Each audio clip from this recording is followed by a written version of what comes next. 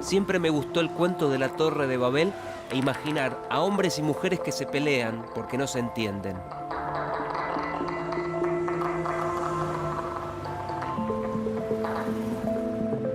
La sociedad, que parece vivir constantemente en esa tensión, busca códigos para desentrañarla y apela a las medidas, uno de los mejores dialectos para entender el mundo.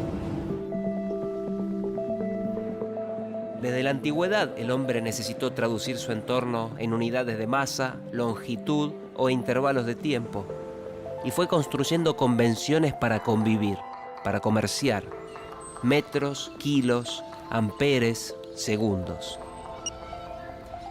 ¿Quién estudia todas esas medidas que aparecen como una constante en nuestra vida? Como si siempre hubieran estado ahí. La metrología, la ciencia de las mediciones o el arte de ordenar ese caos, el mundo.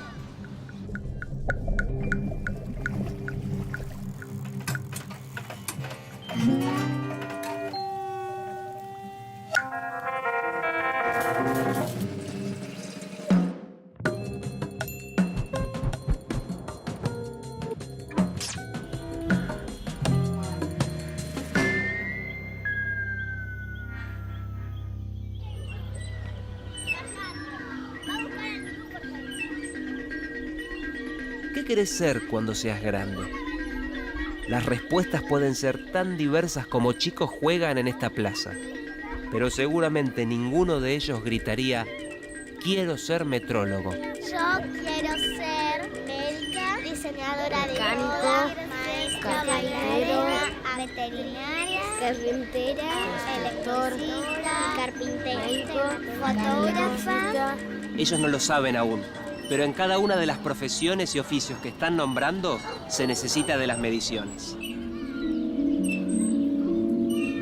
La metrología es una ciencia escondida, una de las menos conocidas. Pero ojo, tiene en sus manos definiciones importantes que influyen en las experiencias más cotidianas, como comprar un litro de leche, o sea, que sea un litro realmente y esté apto para consumir hasta la fecha de vencimiento. La alta política internacional, como cuando un país le rechaza sus productos a otros por fallas en las mediciones. Y pasando por construir un juego de niños que funcione en forma segura. Cuando la metrología falla, la tormenta se anuncia a la vuelta de la esquina.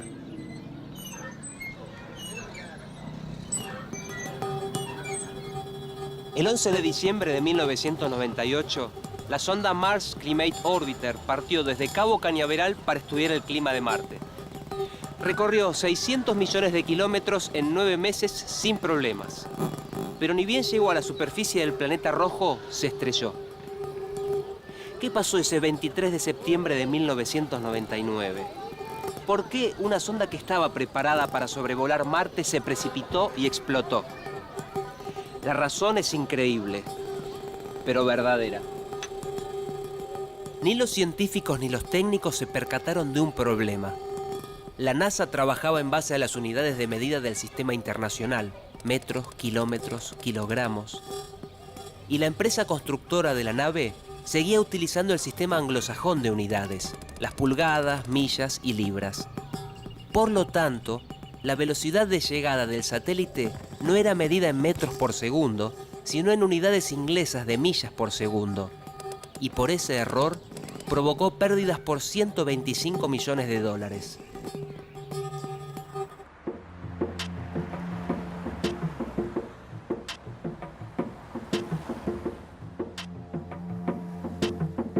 La variedad de situaciones sobre las que opera un metrólogo es diversa. Se trata de un científico que está en todas partes, en los detalles de un viaje espacial, detrás de la fabricación de cualquier auto, también en lo que haya cargado en su tanque de nafta, o en la fábrica de una simple botella de agua mineral. Pero, ¿qué hace un metrólogo?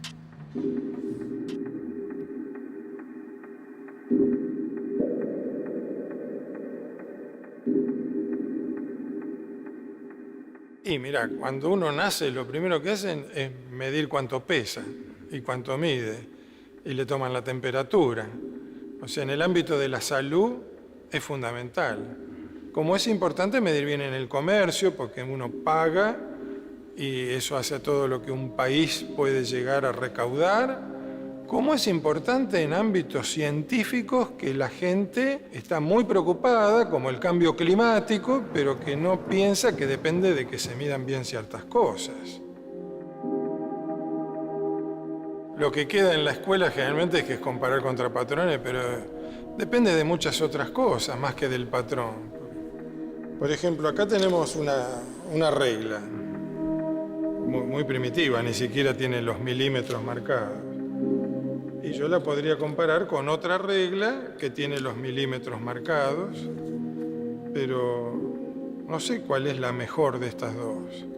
Necesito un patrón que puede ser este bloque patrón, que este sí tiene 100 milímetros, 10 centímetros, pero según quien mida va a dar valores distintos. Yo mismo puedo medir varias veces y me da valores distintos.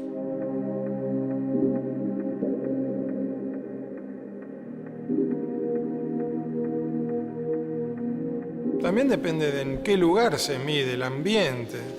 Por ejemplo, acá estamos en un ambiente de mediciones eléctricas, pero todas las señales de radio y televisión interferirían de manera que no se podría medir nada, así que tiene que ser un ambiente especial. Entonces, medir es todo eso, más todos los cálculos que hay que hacer para llegar a un resultado. Es un conjunto de factores que conduce a un resultado con una incertidumbre propia de esa medición.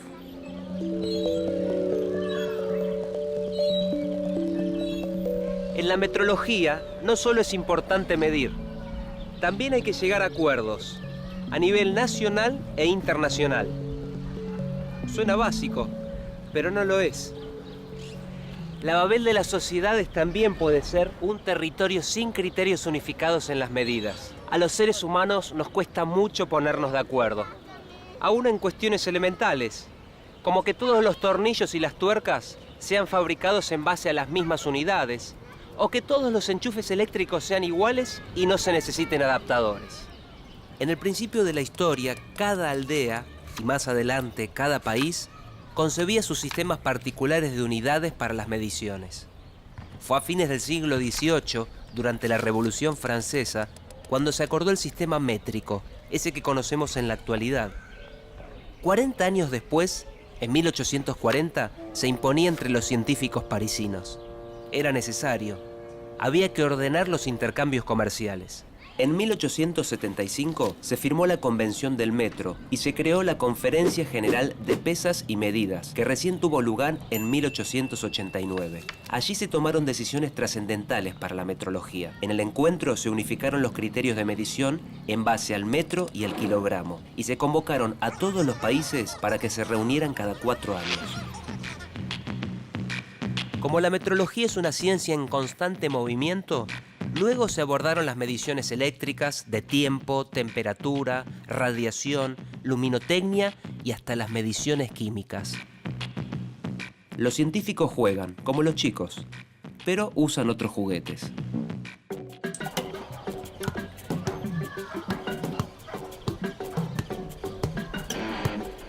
El metrólogo se las ve con valores de distintas magnitudes y con sus correspondientes unidades y patrones. En estas 4 palabras se encierra el secreto de las mediciones. Se denomina magnitud a los atributos de un cuerpo o substancia que pueden distinguirse de manera cualitativa y determinarse de manera cuantitativa. Más fácil. Nos referimos a cosas como la longitud, el tiempo, la masa o la temperatura. Un ejemplo. El peso de esta pelota tiene que ver con su masa. A ese atributo, mensurable, lo llamamos magnitud. Y al resultado de la medición, casi medio kilogramo, se lo denomina valor.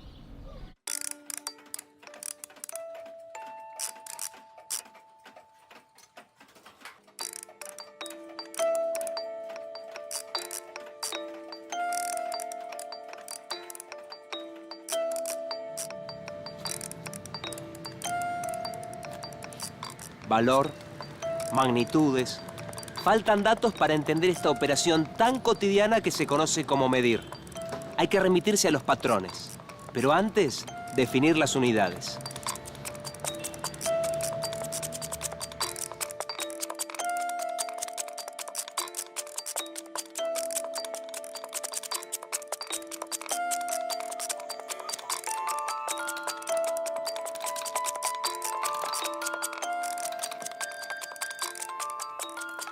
El británico William Thomson era un hombre terminante. Físico y matemático, se lo conocía como Lord Kelvin, en recuerdo al río sobre cuya ribera se asentaba la Universidad de Glasgow, donde él trabajaba, y nombre que lleva en su honor la unidad de temperatura, el Kelvin.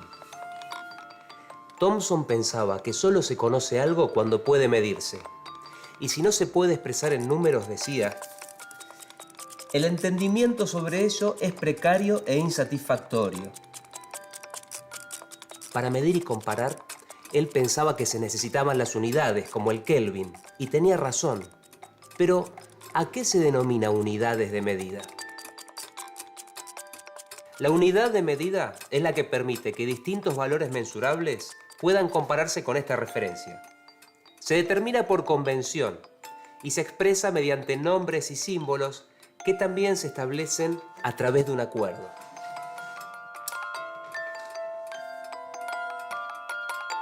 Por ejemplo, el tiempo se mide en la unidad conocida como segundo y la longitud en metros. En kilogramos, en tanto, se mide la masa. El Kelvin, el del Lord inglés, es la unidad de temperatura termodinámica. La corriente eléctrica se mide en amperes y la unidad de intensidad luminosa es la candela. El mol, la última de las 7 unidades básicas, es la unidad de medición de la cantidad de materia. Todas estas son convenciones. Ahora bien, ¿cómo se determina su valor? En el patrón está la respuesta.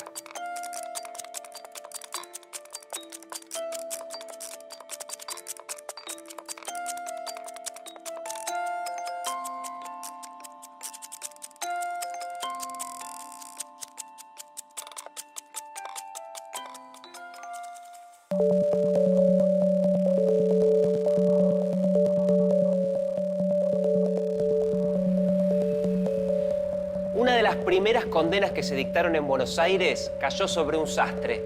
El crimen vendía telas.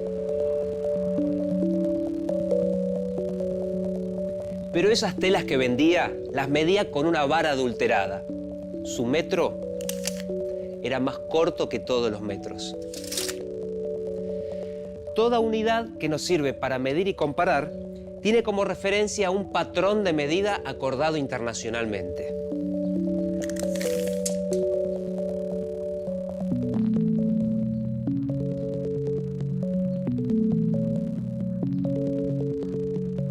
Un patrón es una representación de una unidad de medida.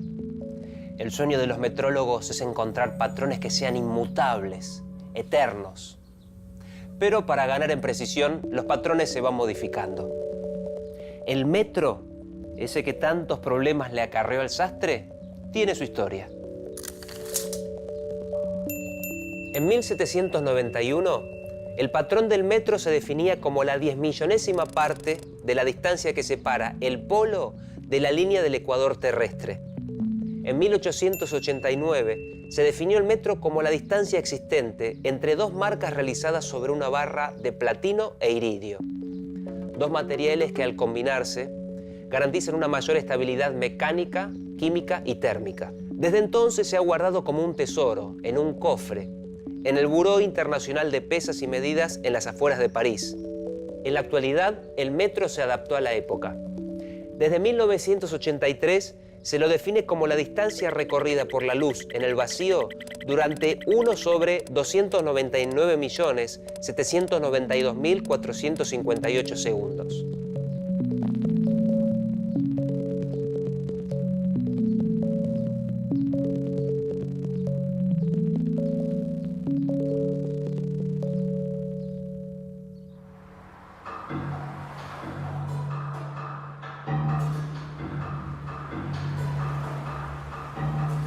Cada ciencia tiene su norte y la metrología busca la exactitud.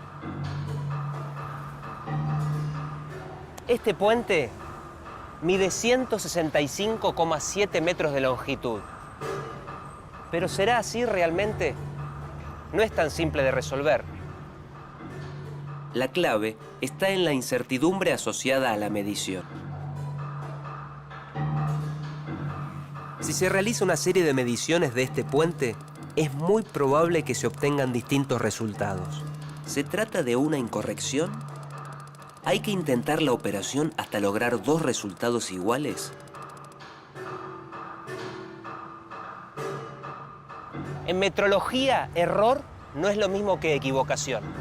Solo indica la diferencia entre el resultado que se obtuvo en la medición y el valor de la magnitud para medir.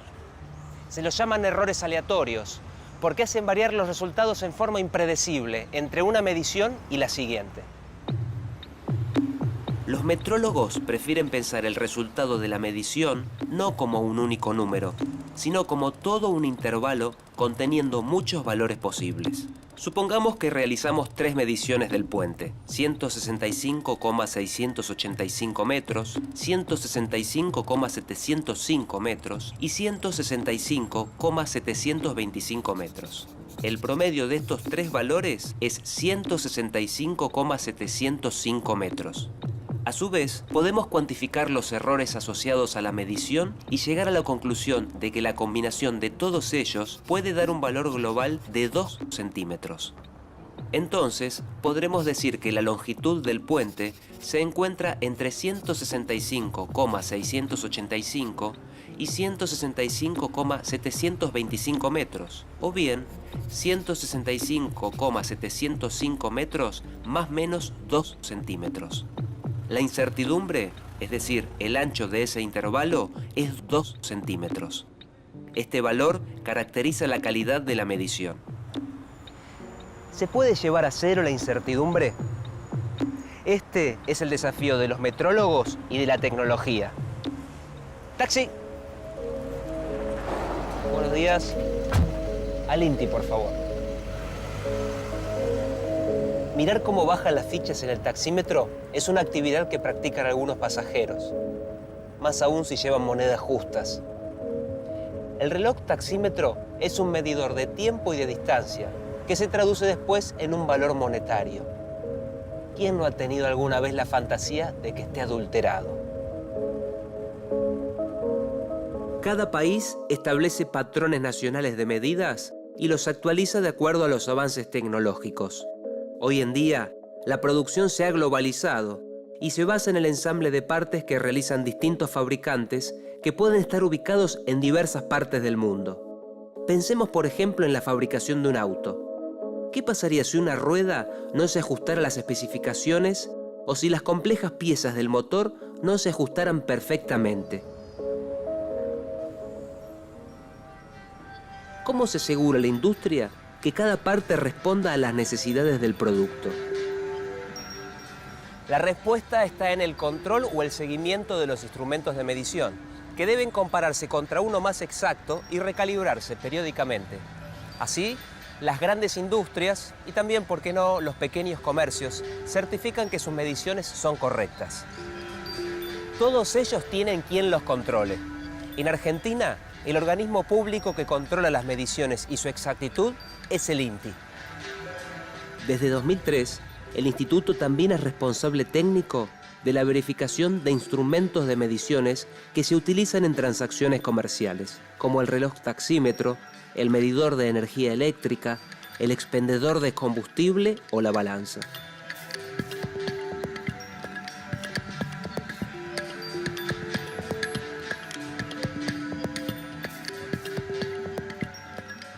Pero acá, cuando hablamos de mediciones, de trazabilidad metrológica, nos referimos a que todas las mediciones tienen que estar referidas a un patrón que es lo mejor que se dispone y que ese ya no tiene otro patrón al cual referirse. Por ejemplo, cuando hablamos de este bloque patrón, este no es el mejor de todos. Hay bloques de mejor calidad que este. Entonces, en una fábrica, donde un operario en una fábrica de automóviles puede estar midiendo el diámetro de un agujero con un calibre, por ejemplo, como esto, cada tanto tiene que asegurar que el calibre sea comparado con la longitud patrón de este bloque, y después este bloque va a ir al laboratorio de la planta automotriz y ser comparado con otros bloques de mejor calidad, y esos vendrán una vez por año al INTI con bloques que a su vez están medidos con láseres. A ver cuántas longitudes de onda del láser entran en ese bloque, y a su vez ese valor está referido a la velocidad de la luz. Entonces, cada paso de todos estos que te describo tiene una incertidumbre que va siendo cada vez menor hasta que se llega al límite de lo medible. Y se asegura así la trazabilidad de las mediciones.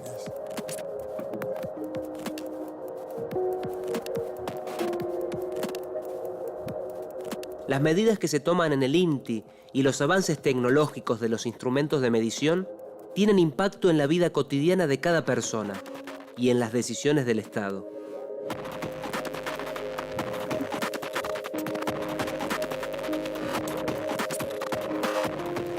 El peso de una cosecha que se exporta, la cantidad de gas, petróleo o electricidad que se comercializa con otros países. De la exactitud dependen precios, cobros y pagos. También ingresos fiscales, impuestos o retenciones.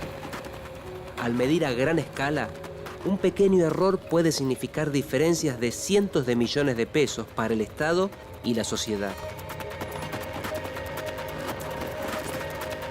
Entonces, si la producción de soja de este año asciende a 50 millones de toneladas, un error del 0,5% en las balanzas que pesan la mercadería en el puerto representaría 250.000 toneladas. Y a un precio de $500 la tonelada, las pérdidas se elevarían a 125 millones de dólares. Matemática pura. Los números no mienten.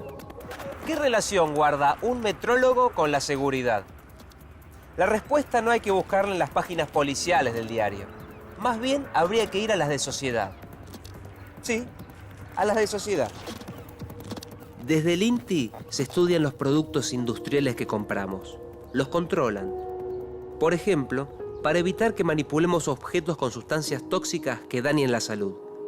Además, se realizan mediciones químicas para evaluar la presencia de residuos de pesticidas o de distintos elementos químicos en los alimentos. En cada caso, hay un metrólogo que delimita el terreno con medidas. La aduana es la encargada de determinar qué lotes de exportaciones cumplen con este requisito y cuáles no. Su única herramienta, mediciones confiables. Las mediciones se instalan en la vida cotidiana, en el peso de un paquete de galletitas, en los medidores de agua, en el radar que sirve para controlar la velocidad de tránsito, en los relojes comunes y en los relojes atómicos de precisión increíble. Detrás hay medidas. También hay metrólogos que fiscalizan. Sin ellos, ¿quién garantizaría la confiabilidad en las mediciones? Un mundo sin mediciones es una idea inimaginable. Como en la bíblica Babel, nadie se entendería. Silenciosas pero efectivas, las mediciones sostienen la cultura, los intercambios y los acuerdos. Detrás de todas ellas está la metrología, esa ciencia escondida que produce efectos, ejerce su vara y establece convenciones.